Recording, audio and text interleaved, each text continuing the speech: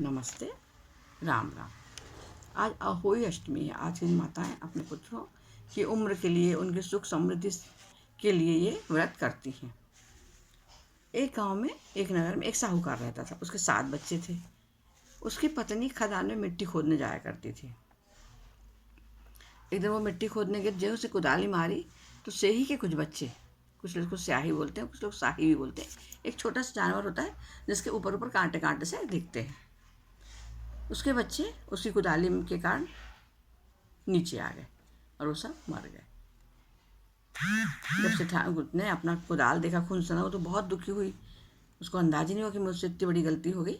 बहुत दुखी हुई और वो लौट कर अपने घर आ गई, पर अनजाने में गलती हुई थी। और अपने घर वो आ गई और जैसे ही से ही अपने घर पहुंचे, उसने अपने बच्चों को मरा हुआ देखा तो उसने भगवान से कहा, भगवान, जिसने मेरे बच्चों के साथ ऐसा किया है उसके साथ भी ऐसा ही होना चाहिए। उसके श्राप से सेठानी के सातों बच्चे मर गए। अब वो लोग दोनों पति पत्नी बहुत दुखी है, कुछ था ही नहीं उनके पास, अब क्या करते वो लोग। तो उन्होंने अपना सब घर बार बंद किया और तीर्थ के लिए निकल गए। कुछ साथ में नहीं मिले और अपने वो तीर्थ स्थान निकल गए। चलते चलते वो लोग चलते रहते थे। उनको ना कोई ममता थी ना मोह था, बस चलते रहते थे।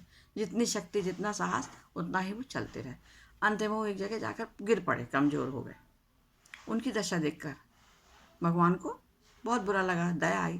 तो उन्होंने मृत्यु से बचाने के लिए उनके पापों का अंत हुआ और उन्होंने आकाशवाणी की कि सेवा, सेठ और सेठानी, तुम्हारी जो मिट्टी में पड़ा था, तुमसे जो गलती हुई थी उस पर ध्यान न देकर जो सेठ ने बच्चों को मार दिया था, इसके कारण तुम्हें अपने बच्चों का दुख झेलना पड़ रहा है।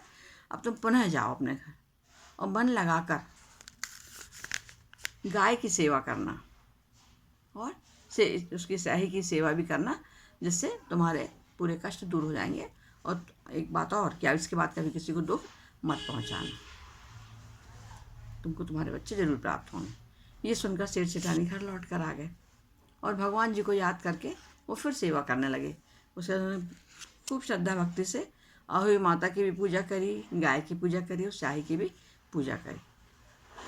और धीरे धीरे उनको उनका जो बल था, कोश, वो सब लौट के आने लगा और भगवान की कृपा से उनके सातों पुत्र जीवित हो गए और वो अपने चैन से और आराम से रहने लगे। इस वजह से ये बात मिलती है, हमें सीखने को मिलती है, कोई भी काम थोड़ा देख लें, परख लें और फिर उस काम को आगे करें। कभी कभी धोखे से भी अनहोनी घटनाएं घट जाती। जैसे अहोई माता ने उनके बच्चों को लौटाया, उनको सुख समृद्धि दी, वैसे ही माता सबको सुख समृद्धि और ऐश्वर्य दी। राम राम।